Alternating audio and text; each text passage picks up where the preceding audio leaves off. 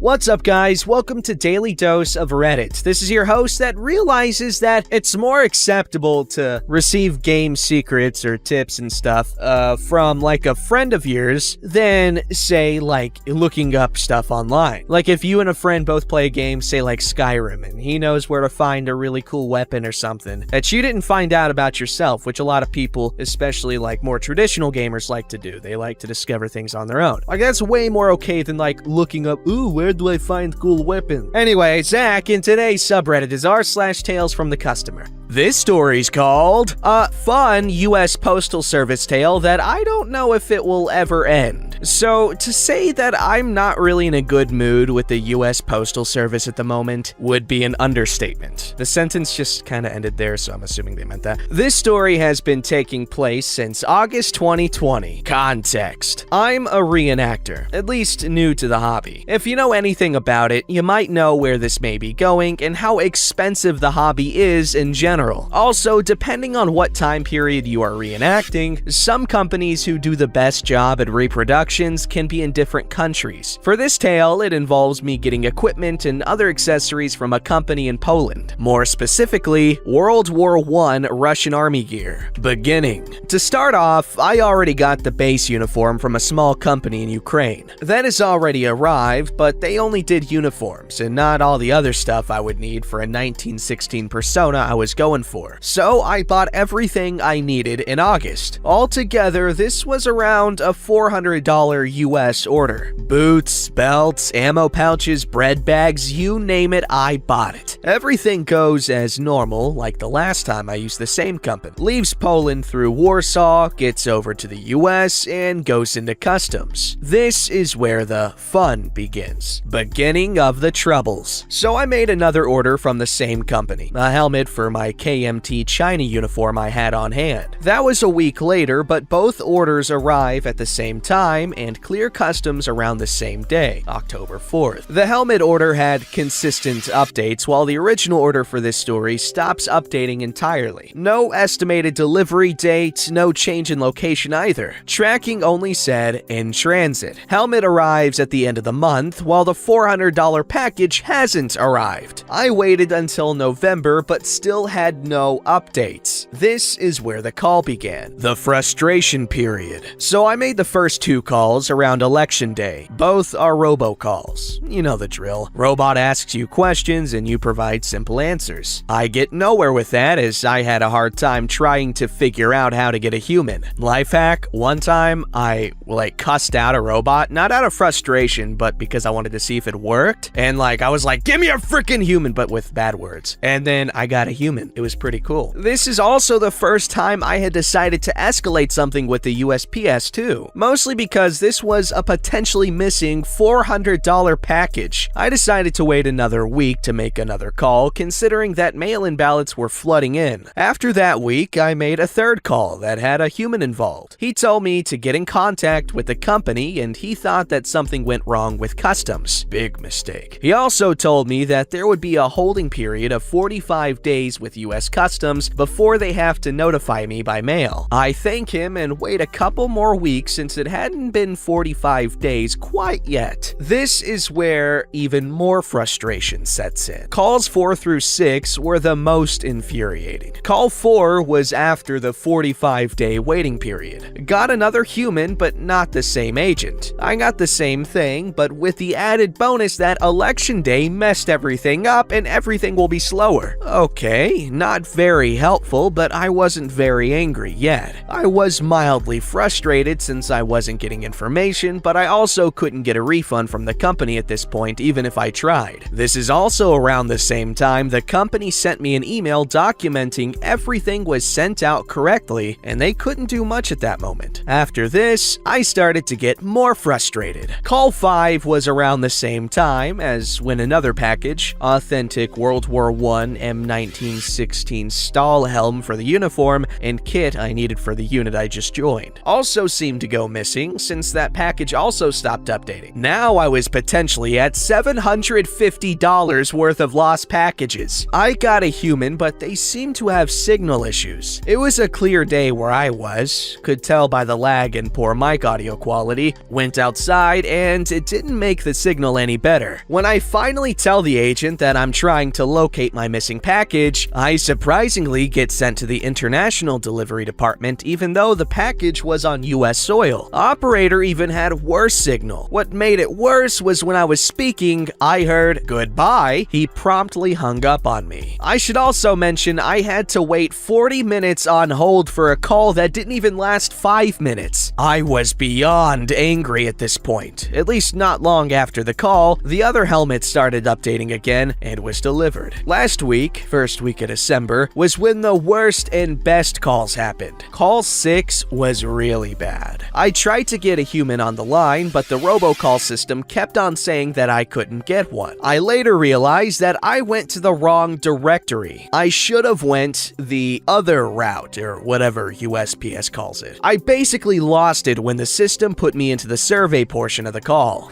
Call 7 would be the good call. Despite having to wait an hour on hold, I did get a human. Can't remember her name, but she was the biggest help I got. Apparently, it wasn't Border Patrol that handled the package. It was Immigration and Customs Enforcement, and they had a 30-day waiting period, and the package indeed did clear customs and moved out compared to what calls 3 and 4 were. They thought they might have still had the $400 package. What should have also happened were more consistent updates since it was an international priority package. She promptly got an investigation started, what should have happened during call 5. I got a case number and sent another email to the company asking if they could possibly get me replacements or a refund. I did give them an update on the call I made. They said they were going to file for an investigation with the Polish Post. Not happy with that either, but at least they are doing something. Conclusion? Not really. This is still ongoing, but in reality, I'm just mad overall with this entire situation. I was told that I would get a call or email from USPS by the next day for more details after call 7. I never got that communication. It's been a week now since then. I haven't gotten anything from the company either. All I got are surveys for what they say are our investigation process. I honestly just want the kit I ordered replaced or a refund at the very least. I'll probably call USPS again within the next couple of days to see if they have any more updates since I can't figure out how to view the progress of USPS's investigation. I'll probably still use the same company again since they usually are pretty good with customer service, as they were really good about me getting my first uniform and kit to the US when the initial shutdown took place. I'll update if anything new happens. Update number 1. Just made call 8. Had to wait an hour and 30 minutes on what was supposed to be a 30-minute hold. Everything is overall worse. No info on the case. They opened up another case. They say it's still held by customs. I asked that hasn't it been over 30 to 45 days since they held it? Lady argued no. Package arrived into customs October 2nd to the 4th. That means the 45-day hold should have ended anywhere between November 16th to 18th. She also told me to contact the vendor. I already did. Still waiting on a reply. I tried pleading my previous case and info in call 7, ignored. So I have to wait again to get another communication. Wish me luck. Update number 2. The company got back in contact with me. From what they're saying, it seems like the package is headed back towards them. Their words, not mine. Also, USPS has finally pushed forward in their investigation and have acknowledged the second case has been filed and is underway, hoping to get a straight answer soon since there's 2 narratives. Yikes! That sounds like a personal nightmare of mine. People just have absolutely no problem messing with you and tugging you around when it's not their freaking money at stake, jerks.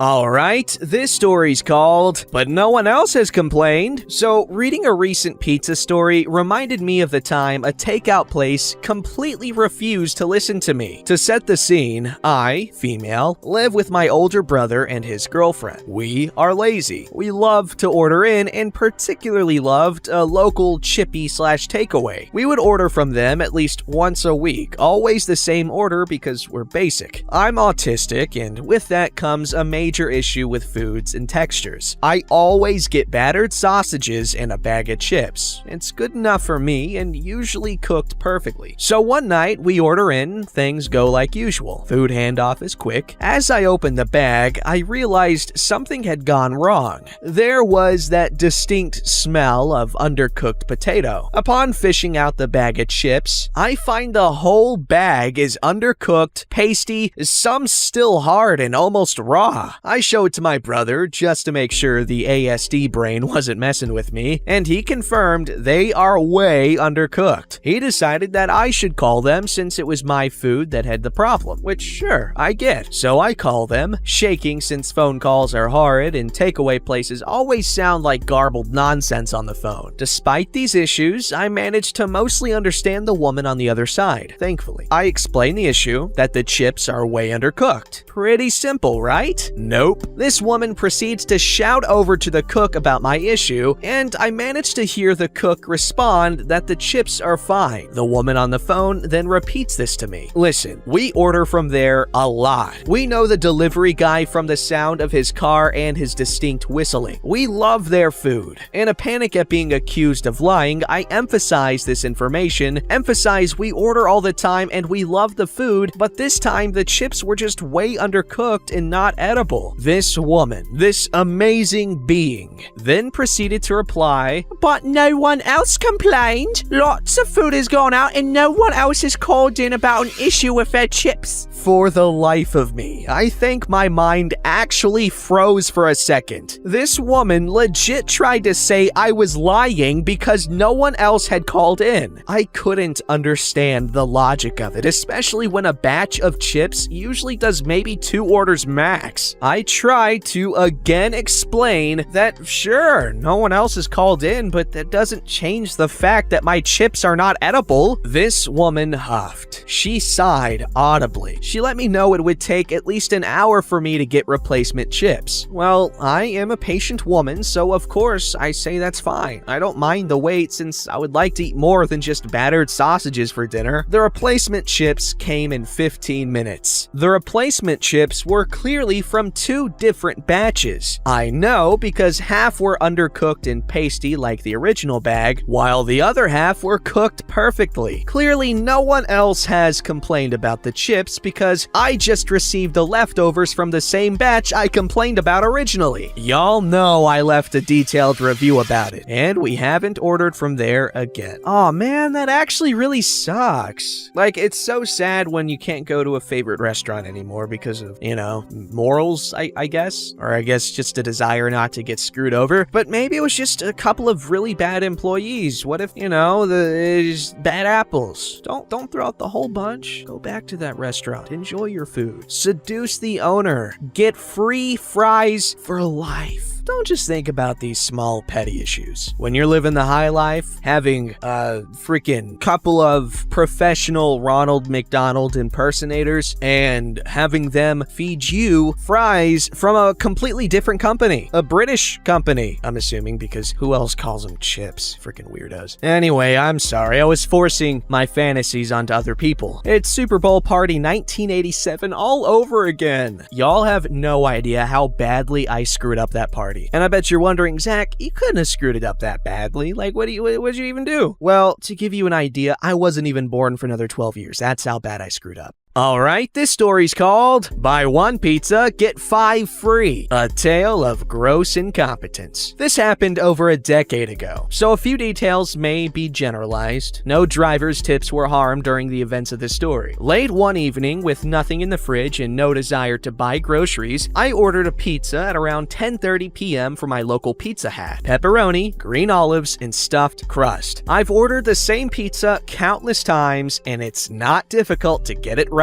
except for this particular evening. Pizza arrives at around 11 o'clock. I pay and sit down to enjoy my dinner. I never had a prior reason to check my order, so I assumed it was right and let the driver go. Pepperoni, black olives, stuffed crust. I called the Hat and let them know. They issue another pizza. It arrives at around 11:30. I ask the driver if he wants to take back the wrong pizza, and he declines. The driver hands me the new pizza and leaves immediately. I check my replacement. Pepperoni Pepperoni? Check. Green olives? Check. Regular crust. Again, I call the hat and explain the situation. They're trying to clean up for closing time and ask if I can wait until tomorrow. Dude, I am hungry 2 hours ago. Bro, you have 2 pizzas. Take a bite of the one with the green olives, and then once you get to the crust, throw it away, and then just eat a piece of stuffed crust. Boom. The manager begrudgingly makes me a 3rd pizza, and I take delivery just after midnight. The driver again declines to take the wrong pizzas. He tries to leave quickly, but I make him wait to check the replacement's replacement. Pepperoni? Check. Green olives? Checked. Stuffed crust? Check. Finally! Now I have what I wanted, and 2 more pizzas in the fridge. I'll take this moment to tell you that it was not my intention to get 3 pizzas for the price of 1. They just wouldn't take the other ones back. The next day, I decide to reach out to Corporate Hat. I don't want this happening again, and someone above the manager needs to know what happened. A couple of days later, I get a letter in the mail with a form letter apology and a coupon for a free pizza. If you thought that the incompetence was over, you're in for a treat. About a week later, I cash in on this free pizza. If you've ever used one of these corporate coupons, you know that the delivery driver is supposed to take it. The driver shows up with my pizza. It's right the first time. I hold the coupon out to him, and he says something to the effect of, "I don't think I need to take it." So he leaves, and I enjoy my pizza. Now read this paragraph again for what happened a week later. About a week later, I cash in on this free pizza. If you've ever used one of these corporate coupons, you know that the delivery driver is supposed to take it. The driver shows up with my pizza. It's right the first time. I hold the coupon out to him, and he says something to the effect of, "I don't think I need to take it." So he leaves, and I enjoy my pizza. I'm cheesing the system. I'll accept a downvote for the pun. I'm basically a hardened criminal now. I order free pizza number 3 a week later. This time, it's not a delivery driver. It's the manager. I get my free pizza, and he insists on taking the coupon. My reign of corporate terror has ended. I have since paid for all of my pizzas. So that's the story of how I managed to wrangle 6 pizzas for the price of 1. That's a pretty good story. Good job, Pizza Hut. Good job. Alright, this story's called My Lunch Will Be Cold. I know this is a total first world problem, but it's annoying! I entered an order for 1 hour ahead of pickup time, which I selected specifically to fit in my schedule. Now, 40 minutes before the selected pickup time, I am notified that it is ready. Now it will be cold by the time I get over there. This keeps happening whenever I order ahead. Either they forget about it and make it while I'm waiting, or they make it super early and it's cold by the requested pickup time. I don't blame the workers too much, but if the restaurant can't handle orders before the pickup time, they should make it where they can't view until it's time to make it, or do the "we don't cook it until you're checked in" thing. I always thought that was annoying, but at least I got hot food that way. Oh my god, that I don't know what I would do. Thankfully, I have the pleasure of working at home, so my schedule is non-existent, if we're being honest. So I can't relate 100%, but I definitely feel your pain. And you know what the cool thing is? It's not a super exclusively first world country problem anymore. This is like worldwide. It's pretty cool. I know. We're moving up as an entire species. Hell yeah! Now all we gotta do is wait for that fusion reactor to finish getting built, and then we'll have mines on the moon to harvest helium-3 from the surface, have quantum computers all over, working in tandem with fusion reactors, so we accelerate in terms of technological advancement. Just think about it, man. Soon we'll be exploring the cosmos, and we'll have other alien life forms to hang out with, and we'll have discovered life on Titan, I think it was, that one moon. And then also on Venus, there's lots of phosphine gas. That's a sign of life, because phosphine gas is never found in that volume anywhere, unless there's life present. Anyway, thank you, OP, for opening our eyes to what technology is on the horizon, and it's wireless. Horizon Wireless. Eat fresh. Don't forget to like, subscribe, and hit that bell to never miss an episode.